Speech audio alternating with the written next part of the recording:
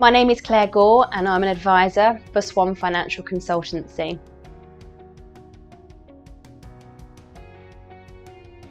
At Swan Financial Consultancy, we look after £500 million of client funds and are a major practice within St James's Place Wealth Management. We specialise in inheritance tax and estate planning, also pension and investment planning, specialist insurance, long-term care and mortgages, along with business and corporate financial planning. ISAs have always formed an important part of people's portfolios, and over the years these have changed. The allowances have changed and increased, and the selection that we have available. Many of my clients have always been keen on cash ISAs, and over the years they have changed quite dramatically. Gone are the days where we used to get 5, 6, 7% as a return, whereas we are now, we're looking at more like 0.5 as a maximum, and they've suddenly become a little bit more unattractive.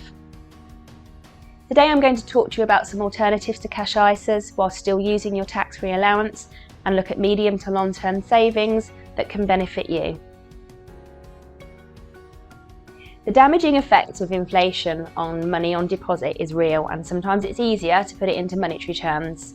So for example, if you were to put £10,000 in 20 years ago, and I said to you, it's now worth £6,626, how would you feel about that?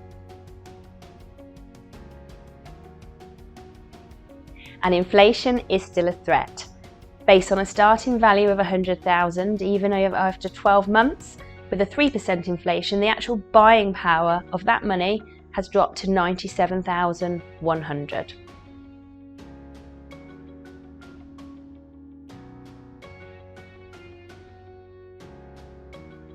Many people use their ISA allowances of £20,000 a year to go into cash ISAs because, again, they feel it's safe with no risk. If we look at the interest rates on cash ISAs over the last 10 to 20 years, they have dropped dramatically. And when we add that in together with inflation, again, you can see how low the returns are.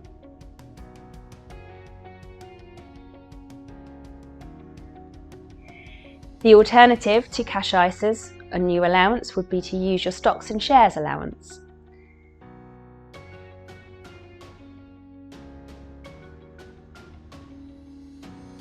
We tend to find that clients are more willing to invest in the markets when it's high and feel fearful of markets when they're low, when actually it should be the opposite way round.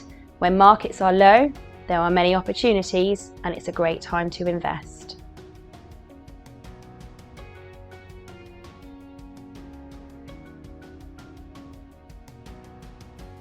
Investing in the stock market does come with some volatility and some risk.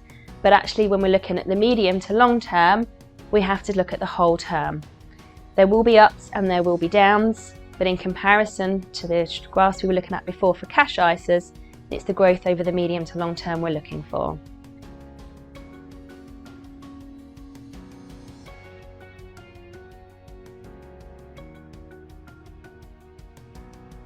A common question that we get is when's the best time to invest in the markets?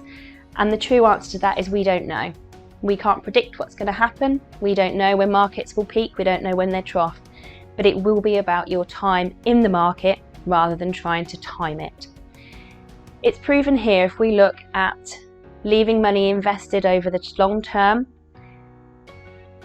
If we have a look at £100,000 invested over 20 years ago, if it had stayed in the market throughout that time, the current value of that would be £256,989.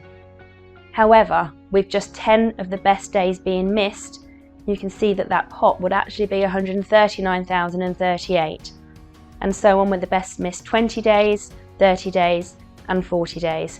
So the importance is about being in the markets rather than about timing them. We also get asked a lot about short-term fluctuations and volatility in the market, which obviously is something we're going through right now. But if we take a larger view and a bigger picture, you can see that the downturns are generally followed by upturns in the market, and there's more blue bars than there are red. And that's why investing over the medium to long term is what we advise you on.